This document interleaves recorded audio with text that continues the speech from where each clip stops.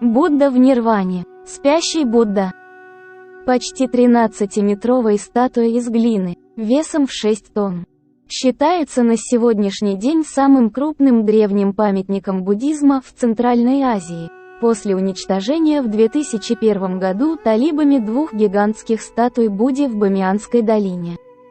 Статуя была обнаружена при раскопках буддийского монастыря Аджана-Типа, переводится как «холм, где живут джинны». В 7-8 веках нашего эра в 12 километрах к востоку от города Бохтаэр, бывший курган Тюбе.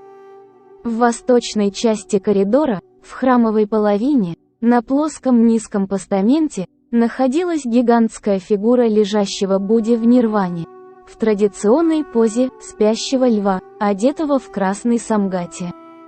Статуя была найдена археологом Борисом Литвинским в 1964-1968 годах. Монастырь Аджана-Типа пострадал во время арабского завоевания. Статуя Будды была сильно изуродована, разбито лицо и часть груди. Бригада реставраторов из Эрмитажа собрала и перевезла в Душанбе 43 части и фрагмента глиняного гиганта. Более 20 лет они хранились в ящиках реставрационной мастерской Института истории, археологии и этнографии Академии наук Таджикистана. За это время удалось отреставрировать только голову и руку статуи, так как малые размеры лаборатории не позволяли собрать вместе даже часть гигантского Будды. Возможность полного восстановления появилась у реставраторов только тогда, когда был построен Национальный музей древностей, где для «Будды в Нирване» выделили самый большой зал. Для окончательного восстановления Будды на помощь таджикским коллегам пришли реставраторы из Эрмитажа, под руководством Веры Фоминых. Восстановление гигантской статуи длилось 2 года.